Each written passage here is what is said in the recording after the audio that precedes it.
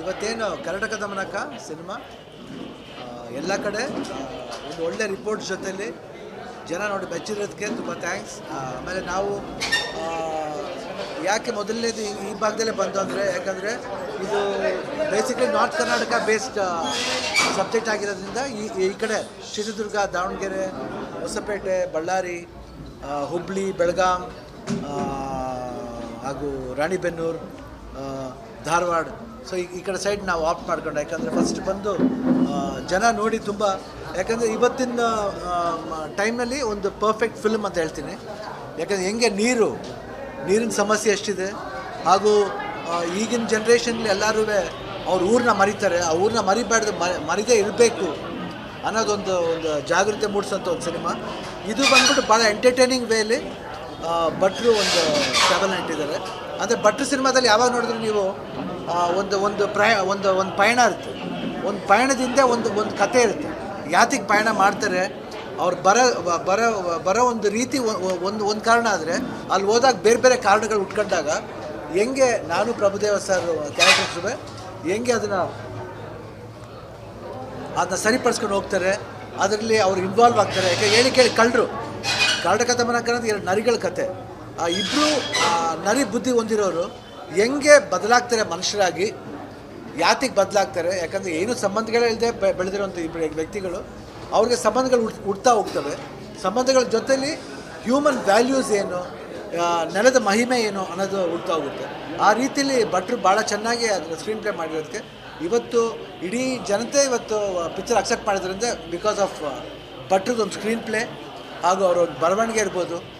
ಇಡೀ ಕಥೆನ ಭಾಳ ಇಂಟ್ರೆಸ್ಟಿಂಗಾಗಿ, ಯಾಕಂದರೆ ಬರೀ ನೀರಿನ ಸಮಸ್ಯೆನ ತೋರಿಸ್ತಾ ಹೋಗ್ಬಿಟ್ರೆ ಏನಾಗ್ಬಿಡುತ್ತೆ ಅಂದರೆ ಡಾಕ್ಯುಮೆಂಟ್ರಿ ಆಗ್ಬಿಡುತ್ತೆ.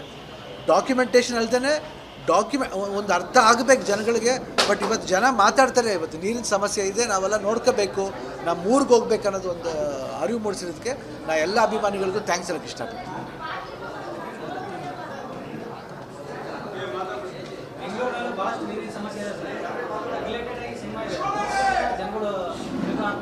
ಅದೇ ನಾವು ಸ್ವಲ್ಪ ಜಾಗ್ರತೆಯಾಗಿ ಇರಬೇಕಿನ್ನು, ಯಾಕಂದರೆ ಮಳೆ ಬರೋವರೆಗೂ ನಾವು ಎಷ್ಟು ನೀರನ್ನ ಕಾಪಾಡ್ಕೊತೀವಿ, ಎಷ್ಟು ನೀರನ್ನ ಉಳಿಸ್ತೀವಿ, ಯಾಕಂದರೆ ಎಷ್ಟು ನಾವು ಕಾಪಾಡ್ತೀವಿ ಆ ನೀರು ಬೇರೆಯವ್ರಿಗೆ ಹೋಗುತ್ತೆ.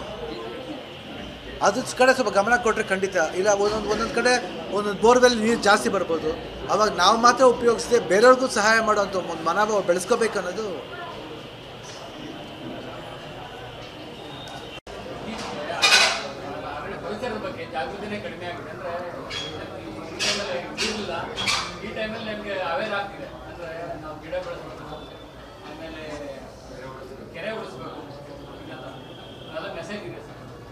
ಮೆಸೇಜ್ ಇದೆ, ಅದೇ ಹೇಳೋದು. ಯಾಕಂದರೆ ಇದೆಲ್ಲ ಇರ್ಬೇಕಾದ್ರೆ ನಾವು ಜನ ಏನು ಮಾಡಬೇಕು, ಸಿನಿಮಾನ ಬರೀ ಎಂಟರ್ಟೈನ್ಮೆಂಟ್ ನೋಡೋದಲ್ದೇ ಅದನ್ನು ನಾವು ಅಳವಡಿಸ್ಕೋಬೇಕು. ನಮ್ಮ ನಿಜ ಜೀವನದಲ್ಲಿ ಅಳವಡಿಸ್ಕೊಂಡು ಇನ್ನೊಬ್ರಿಗೆ ಹೇಳಿದಾಗ ಏನಾಗುತ್ತೆ ಅಂದರೆ ಅದು ಒಬ್ರಿಗೊಬ್ರಿಗೂ ಸ್ಪ್ರೆಡ್ ಆಗುತ್ತೆ.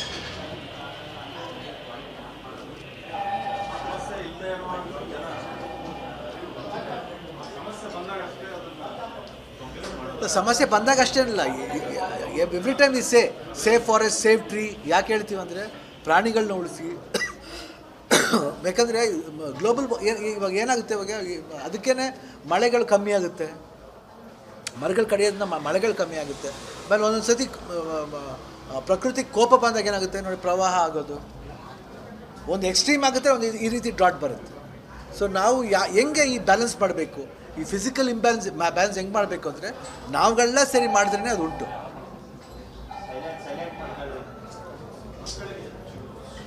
ಅಮ್ಮ ಐ ಥಿಂಕ್ ಮಕ್ಕಳು ಪರವಾಗಿಲ್ಲ, ಒಂದು ಲೆವೆಲ್ ಅವರೇ ಪರವಾಗಿಲ್ಲ ಅವಾಗ.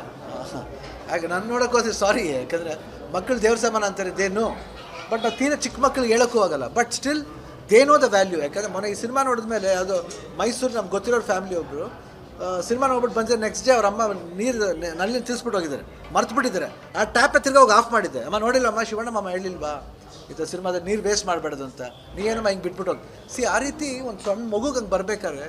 So we can say about kids, ಎಲ್ರಿಗೂ ನಾವೆಲ್ಲರೂ ನಮ್ಮ ಒಂದು ಕರ್ತವ್ಯ ಆಗುತ್ತೆ.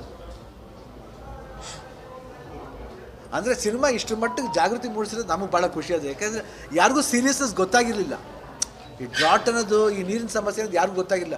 ಕೆಲವು ಜಾಗದಲ್ಲಿ ಗೊತ್ತಾಗಿದೆ ಅಷ್ಟೇ ಹೊರತು ಇವಾಗ ನಾರ್ಮಲ್ ಪೀಪಲ್ಸ್ ಎಲ್ಲ ಹೇಳೋಕ್ಕೆ ಶುರು ಮಾಡಿದೆ. We have to save water, conserve water, ಅದೆಲ್ಲ ತುಂಬಾ ಇವಾಗ ಅದು ನಮ್ಗೆ ಹೆಮ್ಮೆ ಪಡೋಂಥ ವಿಷಯ. ಯಾಕಂದರೆ ಭಟ್ರು ಆ ಒಂದು ಇದು ಯಾವ ಟೈಮ್ ನಮಗೆ ಈ ಟೈಮಲ್ಲೇ ಬರುತ್ತೆ ಸಿನಿಮಾ ಅಂತ ಗೊತ್ತಿರಲಿಲ್ಲ. ಅದು ಈ ಸಿನಿಮಾ ನೋಡಿ ಬಿಟ್ಟಿರೋ ಟೈಮ್ ಅಲ್ಲ, ಅದು ಈ ಟೈಮಲ್ಲಿ ರೆಡಿಯಾಗಿದ್ದು ನಮಗೆ, ಅದಕ್ಕೆ ಬಂದಿದ್ದು ಸರ್.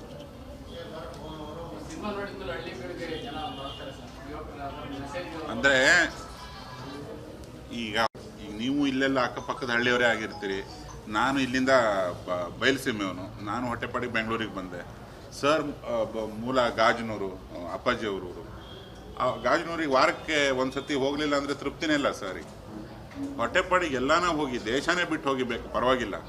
ಬಟ್ ನೀನು ಹುಟ್ಟಿದ ಊರು, ನೀನು ಆ ಊರಲ್ಲಿ ಕುಡಿದ ನೀರು, ಆ ತೇರು, ಅದನ್ನು ಮರಿಬೇಡ. ಯಾಕಂದ್ರೆ ಅದು ನಿನ್ಗೆ ಜನ್ಮ ಕೊಟ್ಟಿತ್ತು. ಅಪ್ಪ ಅಮ್ಮನಷ್ಟೇ ಇಂಪಾರ್ಟೆಂಟ್ ಅದು. ಅಪ್ಪ ಅಮ್ಮನ ಮರೆಯೋದು ಒಂದೇ, ಊರು ಮರೆಯೋದು ಒಂದೇ. ಎಷ್ಟೋ ಜನ ಊರನ್ನು ಇನ್ನಿಲ್ದಂಗೆ ನೆನಪಿಸ್ಕೊಳ್ತಾ ಇದ್ದಾರೆ ಈ ಸಿನಿಮಾ ಮುಖಾಂತರ.